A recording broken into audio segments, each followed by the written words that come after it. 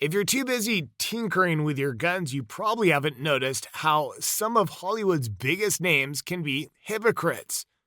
These are A-listers who stand on the grand stage of public opinion, passionately voicing their support for strict gun control measures, all while their profession and personal lives tell a story that's not quite in line with their public declarations.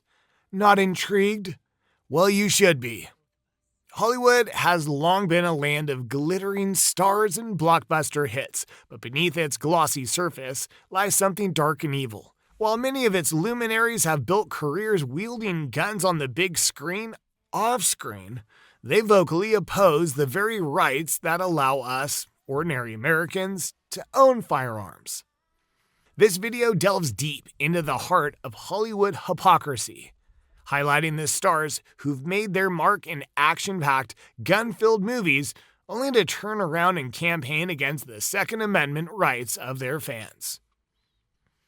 These stars preach the importance of gun control all while they're comfortably nestled behind the gates of their fortified mansions, with not just a locked door, but a team of guards armed with nothing else but, yeah, you guessed it, guns. Guns for me, not for thee.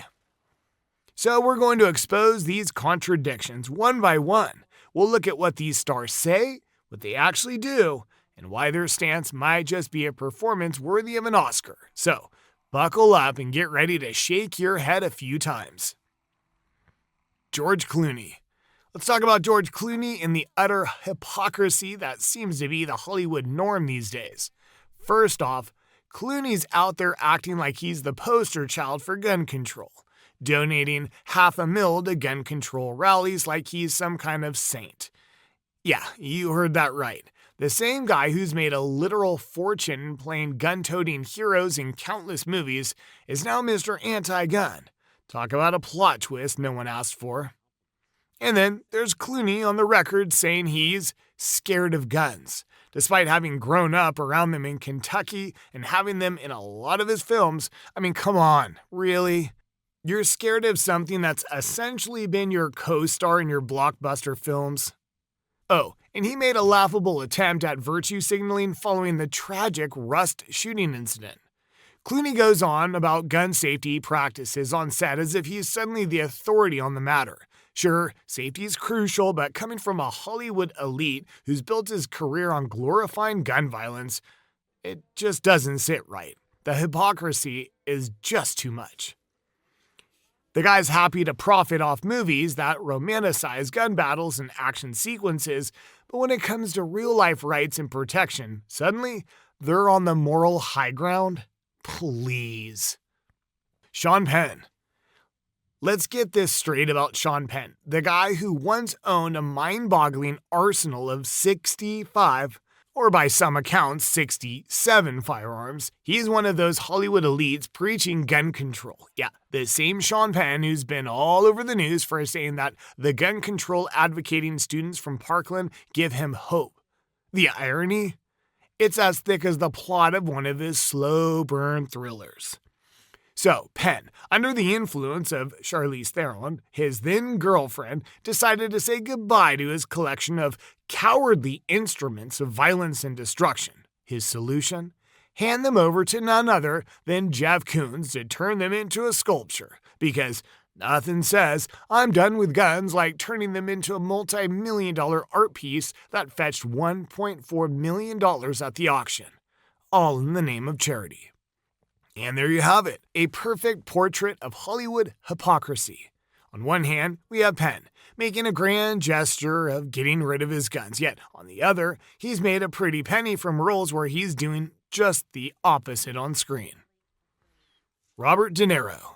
So, you know how Robert De Niro wants to lecture us on gun control, right?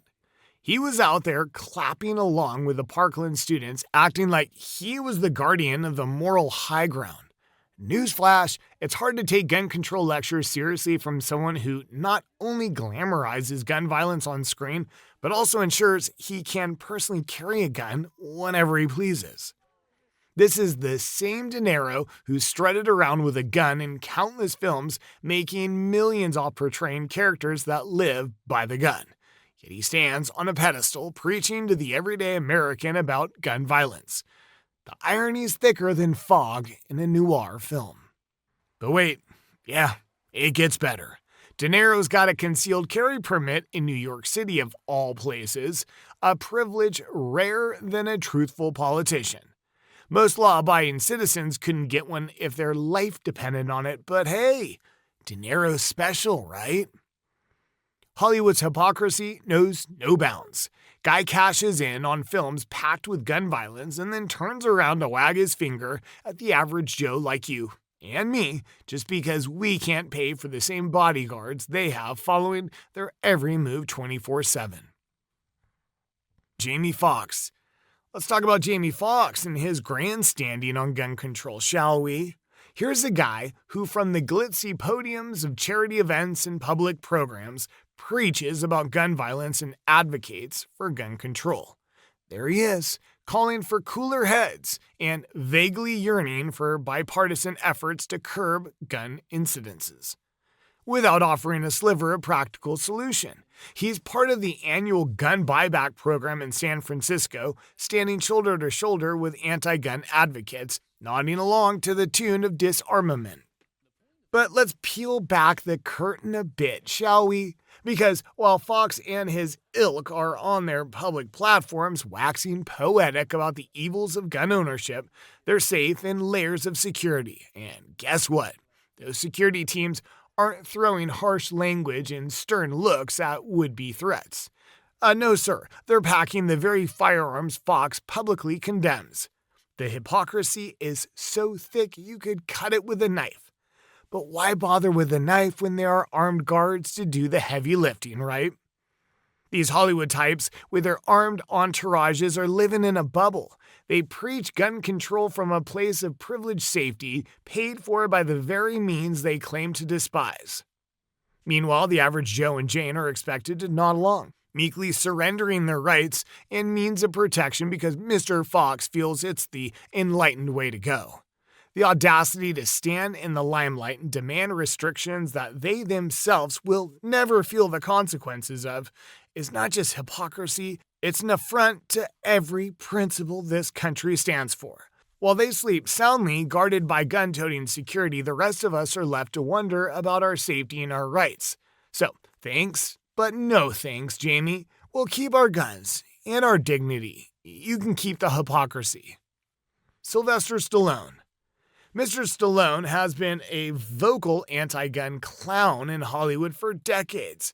But let's peel back the layers of hypocrisy and examine why his stance is as flimsy as a cardboard target at a shooting range. First, Stallone has called for the repeal of the Second Amendment. He envisions a world where door-to-door confiscation of all handguns is the norm, yet he conveniently forgets that his own fortune was built on the back of his gun-toting, bullet-riddled Hollywood blockbusters like The Expendables. Oh, and while other actors and celebrities may flirt with gun control, Stallone's takes are totalitarian. His anti-gun sentiment clashes violently with gun-wielding, gun-glorifying characters he portrays on screen. He was a cheerleader for the 1994 assault weapons ban, and he continues to support similar proposals. Meanwhile, his movies have been the ultimate gun marketing campaign. Cult figures like Rambo boost every American's right to bear arms. Rambo, huh? More like Ram-blow. So while he condemns guns when he's being interviewed, he's one of the gun industry's most successful salesmen on the silver screen. And the kicker, the guy has a concealed carry application. He shows that he has a Glock 21, a Walther PPK, a Beretta pistol in .25 auto, and a Browning high power. Not a bad collection, huh? Especially for a Hollywood A-lister who has the audacity to say, it has to be stopped. We don't need the Second Amendment anymore. The rest of the world doesn't have it. Really, Sly? The rest of the world also doesn't have your movie career, but that doesn't seem to stop you from cashing those gunpowder-scented checks. So, Mr. Stallone, let us educate you on one fact. Hypocrisy is a weapon more dangerous than any firearm. Maybe it's time to holster your anti-gun rhetoric and stick to what you know best, delivering one-liners and dodging bullets on the big screen. Because in the real world, your stance is worse than a shaky novice at the shooting range.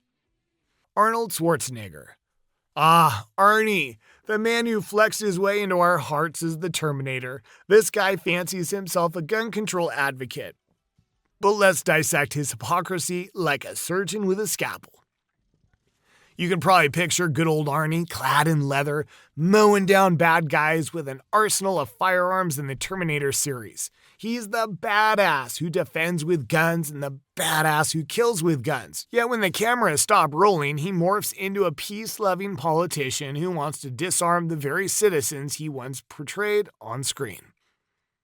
In August 2003, Schwarzenegger claimed to be a strong supporter of the Second Amendment, but earlier that same month, he cozied up to the Brady Bill, championed an assault weapon ban, and advocated for mandatory safety locks, all while running for governor of California, and as a Republican at that.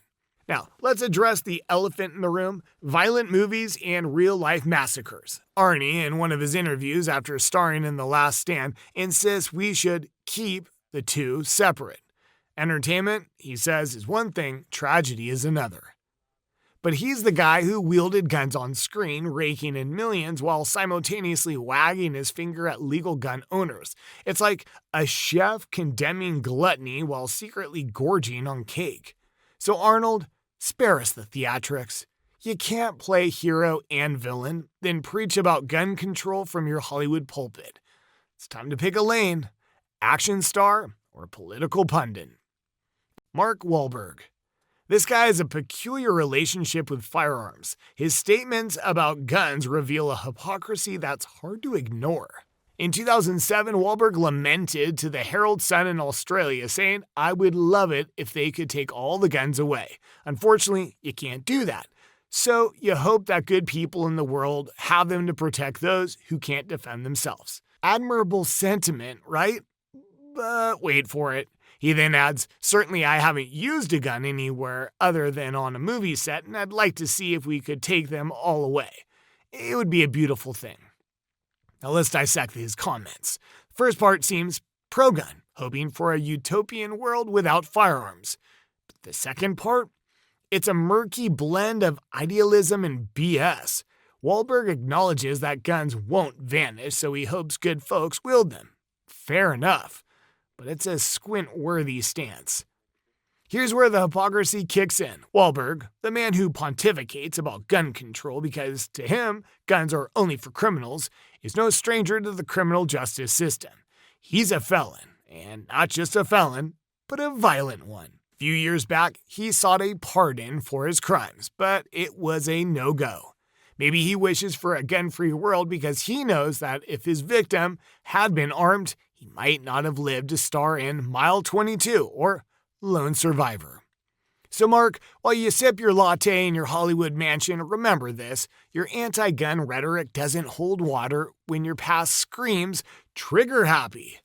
You're a walking contradiction, my friend, and as for taking all the guns away, well, that's a beautiful fantasy, but reality bites harder than any action movie scene.